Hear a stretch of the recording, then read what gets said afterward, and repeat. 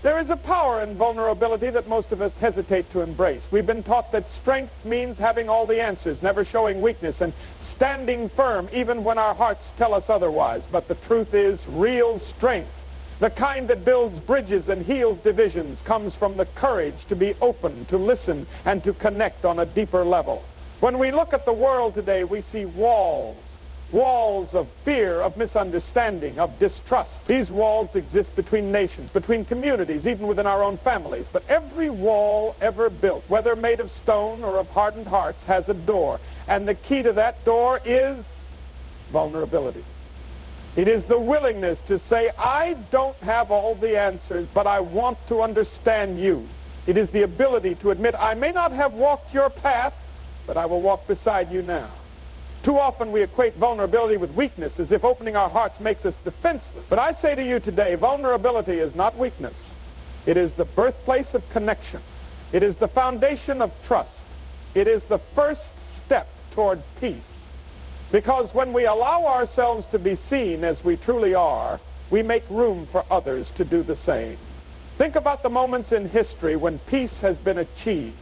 It was never through pride or stubbornness. It was never through one side refusing to acknowledge the pain of the other. Peace is born when people sit across the table, not as enemies, not as rivals, but as human beings willing to say, help me understand your story. That is vulnerability in action. That is courage. I remember a story of two men from opposite sides of a long and bitter conflict. They had been taught from childhood to fear one another, to hate without question. But one day circumstances brought them face to face, not as warriors, not as adversaries, but simply as men. And in that moment, something remarkable happened. They spoke. They listened.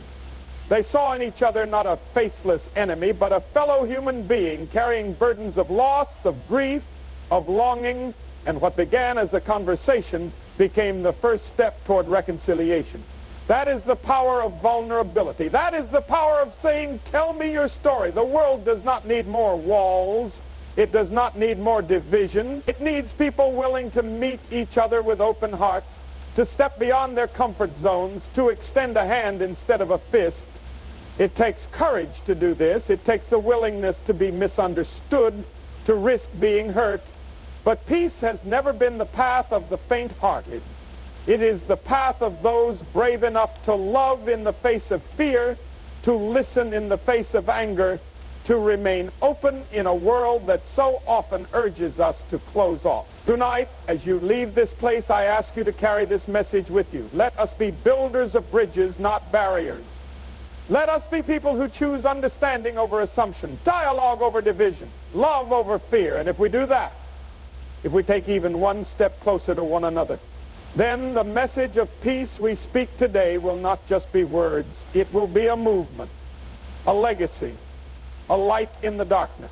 That is the world we can create. That is the world we must create. And it begins with us here now. Here's the expanded segment for Key Point 2, maintaining the seamless conversational tone as if Tony Billy Graham were delivering it. Fear is easy. It comes naturally. It rises up in us the moment we face uncertainty, the moment we are confronted with something different, something unfamiliar. It whispers to us that the safest thing we can do is retreat. Retreat into our comfort zones, into our familiar ways of thinking, into the idea that we must protect ourselves at all costs. But peace, real and lasting peace, is not built on fear. It is built on courage. And courage is never the easy choice. The world we live in today is filled with reasons to be afraid.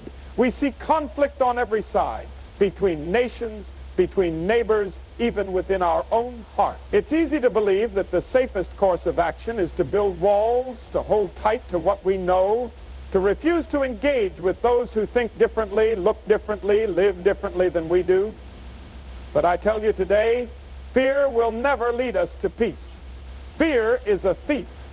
It robs us of connection, of understanding, of the very things that make life rich and meaningful.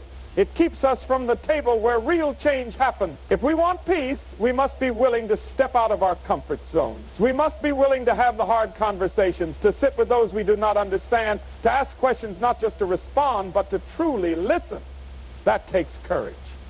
It takes courage to lay down our defenses, to admit that we don't have all the answers, to acknowledge that maybe, just maybe, there is more to the story than we once believed. Think of the greatest peacemakers the world has ever known. They were not people who played it safe. They were not people who avoided conflict or stayed within the limits of what was comfortable. No, they were people who stood in the face of fear and chose a different way. They were people who refused to meet hatred with hatred, who refused to let anger be their guide. They were people who had every reason to build walls, but instead built bridges. There is the story of a man who spent years in prison, not for any crime, but for standing up against injustice. He had every reason to be bitter, every reason to come out of that prison seeking vengeance, but instead, he walked free with his head high and his heart open. And when given the chance to lead his nation, he did not choose the path of retaliation. He chose the path of reconciliation.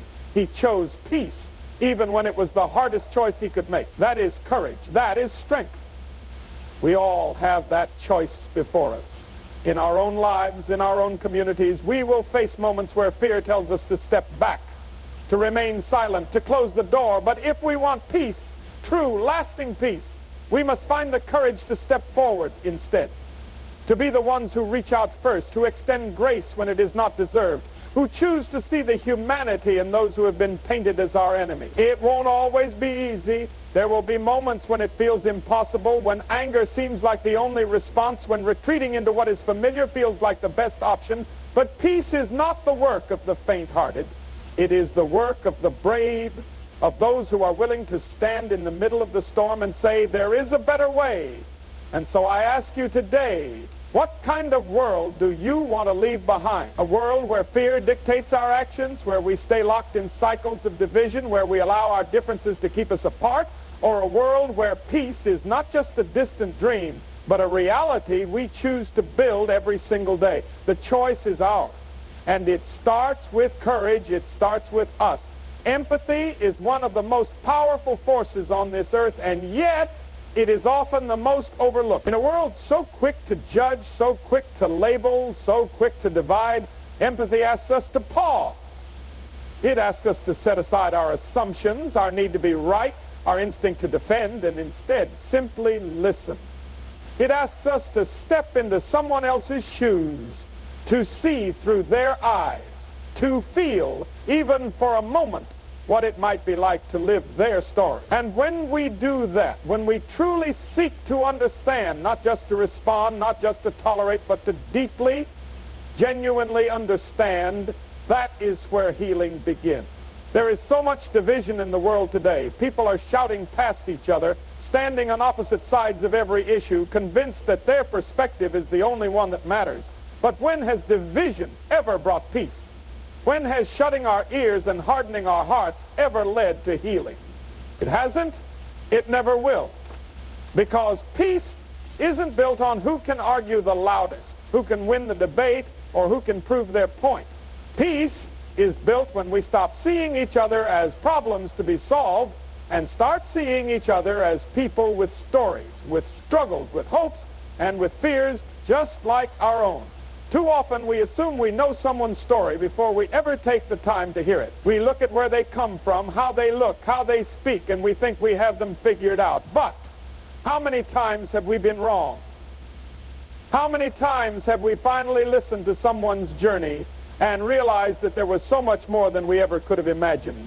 We cannot allow our assumptions to be the walls that keep us from connection. We must be willing to listen with open hearts, to sit in the discomfort of seeing the world from someone else's perspective, to lean in when everything in us wants to pull away. I think of a man who once carried deep resentment in his heart.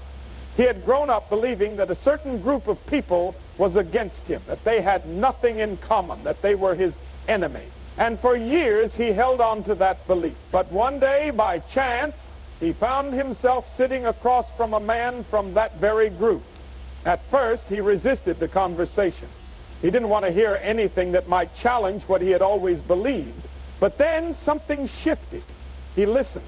And the more he listened, the more he realized that this man, this so-called enemy, had the same fears, the same struggles, the same desire for peace. And in that moment, all the labels, all the assumptions, all the divisions melted away, and what was left was something simple, something powerful, understanding. That is the power of empathy. It is not just about feeling sorry for someone. It is not just about being kind.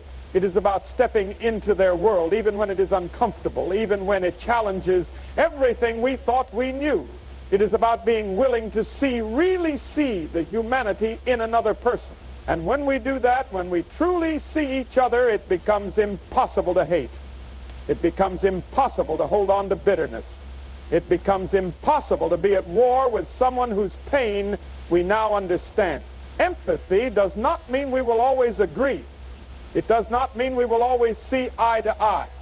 But it does mean that we will no longer see each other as enemies. And when that happens, when even one person chooses to listen instead of argue, to understand instead of condemn, to love instead of fear, the world shifts. Peace is not some distant dream. It is something we create, one act of empathy at a time. So I ask you today, will you be the one who listens?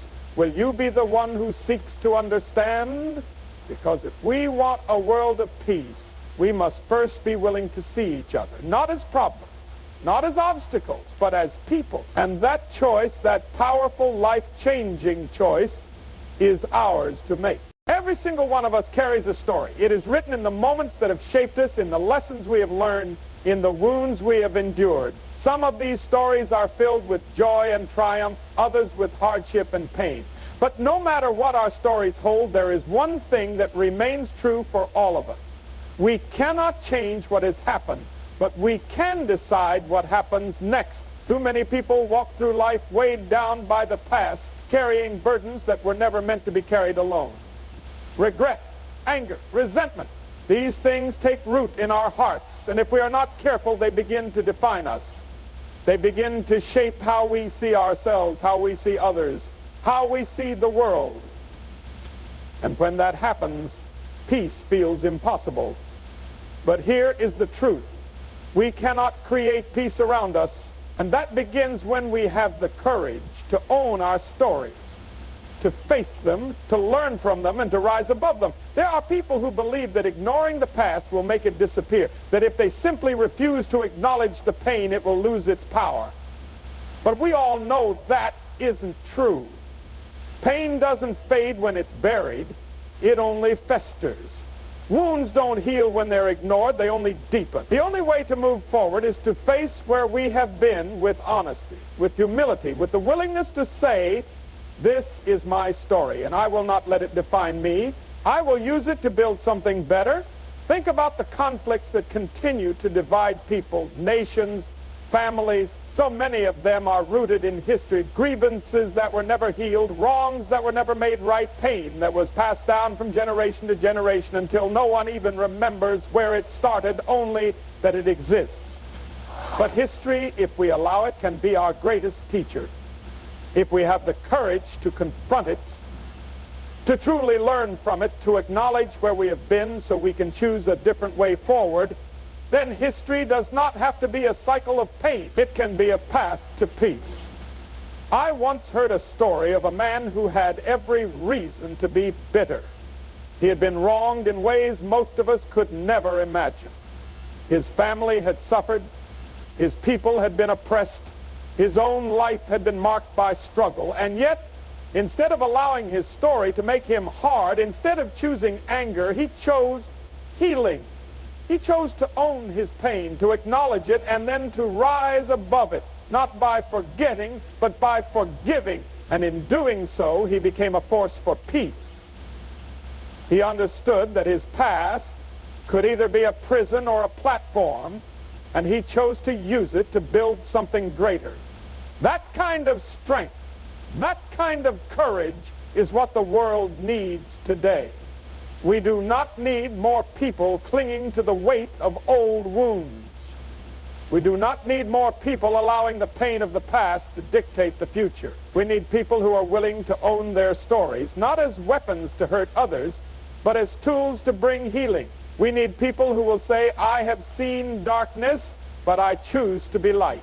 I have known hatred, but I choose to love. I have lived through division, but I choose to build peace. That is how change happens. Not by pretending the past did not happen, not by denying the struggles we have faced, but by choosing to learn, to grow, to rise, and to be better because of it. And so I ask you today, what will you do with your story? Will you allow it to keep you trapped in old battles, in old bitterness? Or will you take hold of it, own it, and use it as a force for good? Because when we have the courage to own our stories, we give the world permission to heal. And that, my friends, is where peace begins. People often believe that peace is something grand, something reserved for world leaders, for history books, for movements too big to imagine. They think it takes treaties and negotiations, speeches in front of thousands, and policies written in stone. But peace doesn't start there. It doesn't begin in grand halls or at global summits. It begins in the smallest places, in the quietest moments, in the simplest of choices. It begins with us. We live in a world that tells us that small things don't matter, that one act of kindness, one word of encouragement, one moment of grace isn't enough to make a difference. But I tell you today, that is a lie. The greatest changes in history didn't happen because of one great action. They happened because of many small actions, stacked one on top of the other, until they became unstoppable. A single spark may not seem like much, but enough sparks together can start a fire that lights up the world. It's easy to look at all the division, all the conflict, all the brokenness, and feel helpless. But peace isn't something we wait for. It's something we create. And we create it in the way we treat one another every single day. A kind word instead of a harsh one. A helping hand instead of looking the other way. A moment of patience when frustration tries to take hold. A choice to listen instead of argue. These are small things, yes, but they are the foundation of peace. Think about the times in your own life when someone's kindness changed everything. Maybe it was a teacher who saw potential in you when no one else did. Maybe it was a friend who stood by you when the world turned away. Maybe it was a stranger who offered you a smile on the day you needed it most. Those moments stay with us. They shape us. They remind us of what is possible. And if those small moments had the power to touch your heart, imagine what could happen if each of us made the choice to create those moments for someone else. I once heard a story about a man who walked through life with anger in his heart.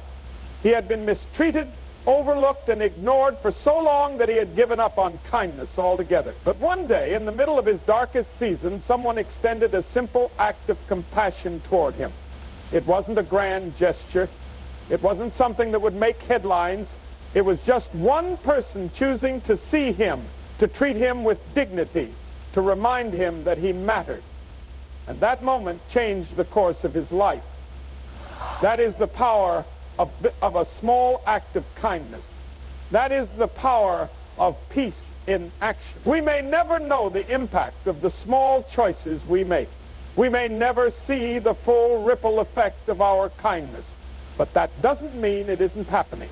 Every time we choose love over hate, understanding over judgment, kindness over indifference, we send out ripples that go further than we can ever imagine, and maybe, just maybe, that one act of kindness reaches someone who needed it so badly that it changes them. Maybe it softens a hardened heart. Maybe it bridges a divide. Maybe it turns an enemy into a friend. This world will tell you that peace is complicated, that it's something distant, something beyond your reach. But I tell you today, peace is built in the simple, quiet choices we make when no one is watching. It is built in the way we treat the people we pass by every single day. It is built when we choose grace, when we choose patience, when we choose love. And so I ask you, what kind of ripples will you send out into the world? Will you be the one who chooses kindness? Will you be the one who carries peace in the way you speak, in the way you act, in the way you live? Because if enough of us make that choice, those small ripples will become waves, and those waves will change the world.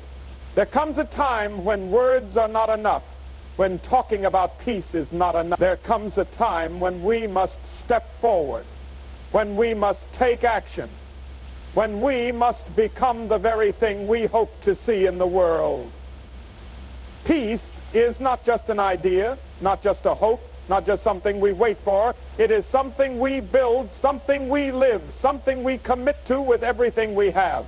The world is filled with people who want peace, who dream of it, who long for it. But peace is not a passive thing. It does not come by accident.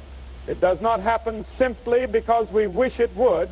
It requires us to do something. It requires us to be peacemakers, not just peace lovers. It requires us to take what we believe and put it into motion. Peacemaking is not easy work. It asks more of us than we often want to give. It asks us to lay down our pride, to forgive when we'd rather hold a grudge, to extend grace when we'd rather walk away. It asks us to stand in the gap, to bridge divides, to be the first to reach across the line. And sometimes it asks us to do all of that without knowing if the other person will reach back. That is the risk of peace. But it is a risk worth taking. The greatest peacemakers in history were not people who waited for the world to change. They were people who stepped into the tension, who met conflict with courage, who were willing to take action even when it was costly. They did not wait for someone else to go first. They were the first. They were the ones who refused to let hatred have the final word, who refused to let division win. And because they took action, the world was never the same. There is a story of two men, once enemies, who had fought on opposite sides of a deep divide. They had been raised to believe that they could never trust each other, that peace was impossible, that the past was too painful to move beyond. But one day, one of them made a choice. He extended his hand. He made the first move toward peace. And when he did, the other man, after a long moment of hesitation, reached back. That handshake, simple, quiet, unseen by the rest of the world, changed everything, because that's how peace starts. One action at a time. It is easy to believe that the problems of this world are too big for us, that we are too small to make a difference, that nothing we do could possibly change what is broken. But peace has never been built by people who sit on the sidelines. It has never been built by those who say, someone else will do it. It is built by those who stand up, who step forward, who take action, no matter how small it seems. If we want peace, we must live it. We must choose it every day. We must be the ones who bring kindness where there is cruelty, who bring love where there is hatred, who bring understanding where there is division. We must be the ones who refuse to let fear control us, who refuse to let bitterness take root, who refuse to let the world convince us that peace is out of reach. We do not have to wait for peace. We can build it right now, where we are, with what we have, in our homes, in our communities, in the way we speak, in the way we listen, in the way we love. Every action matters. Every choice makes the difference. And when enough of us decide to be peacemakers, not just in words, but in deeds, the world will change. So I ask you, will you be the one who steps forward? Will you be the one who takes action? Because peace is not something we wait for. It is something we do, and the time to do it is now.